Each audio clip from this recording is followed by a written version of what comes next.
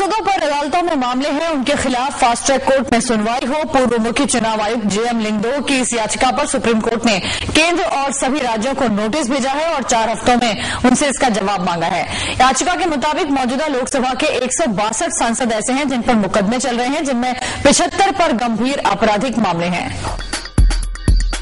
एक बार फिर से अपना रुख बदला है। आपको याद होगा अन्ना हजारे ने कहा था किसी पार्टी का नाम मैं नहीं लूंगा, लेकिन एक बार फिर से राजधानी पहुंचने के बाद, मौन व्रत तोड़ने के बाद अन्ना ने कहा है कि वो कांग्रेस के खिलाफ प्रचार करेंगे। जी हां, कांग्रेस पार्टी के खिलाफ 5 राज्यों में होने वाले चुनाव में नाम लेकर, ये कहा उन्होंने, नाम लेकर मैं कांग्रेस पार्टी के खिलाफ प्रचार करूंगा।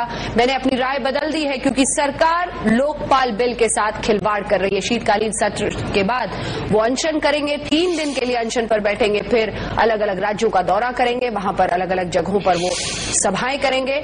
उन्होंने कहा है कि राज्य में पहले वो धरना देंगे, फिर सभाएं होंगी। पश्चिम बंगाल के मुख्यमंत्री ममता बनर्जी, जो कि तृणमूल कांग्रेस के अध्यक्ष हैं, उन्होंने महंगाई के खिलाफ मोर्चा खोल दिया है। केंद्र सरकार के ऊपर आग में बुला होकर ममता बनर्जी ने इस मुद्दे पर यूपीए सरकार से समर्थन वापसी तक धमकी दे दी है। आज कोलकाता में महंगाई के मुद्दे पर तृणमूल कांग्रेस की संसदीय बोर्ड की बैठक हुई। इसके बाद मीडिया से बात करते हुए ममता बनर्जी ने कहा कि संसदीय बोर्ड ने अगर तय किया है कि टीएमसी सरकार का समर्थन नहीं करेगी। हालांकि उन्होंने अगले ही पल ये भी साफ कर दिया कि ये फैसला पार्टी का है और उन्होंने इसमें संशोधन किया है। फ्रांस के कान में चल रहे G20 सम्मेलन में काले धन और कर चोरी का मुद्दा छाया रहा है। छठे G20 देशों के शिखर सम्मेलन में प्रधानमंत्री मनमोहन सिंह ने कर चोरी और काले धन के मुद्दे पर चिंता जताई और G20 देशों को इस मुद्दे पर कड़ा रुख अपनाने की अपील भी की। प्रधानमंत्री ने यूरोप के बिगड़े आर्थिक हालात पर भी आपसी सहयोग बढ़ाने की बात कही है। Feroz Varun Gandhi, you've just got to the government with an RTI. You want all the information on Indians who have Swiss bank accounts.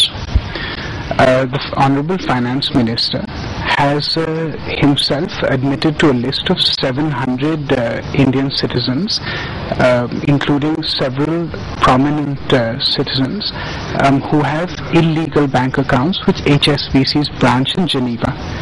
My point is that all the finance ministry has claimed is that they have almost taken about 300 crores back from them and back into the system, back into the country.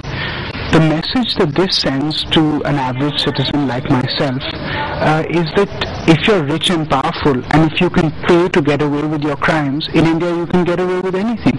So my point is very simple. My point is that first of all, these people should be shamed, they should be named, and they should be, they should be punished, because you cannot cheat the country and take part in money laundering activities and then just pay to get away with your crimes.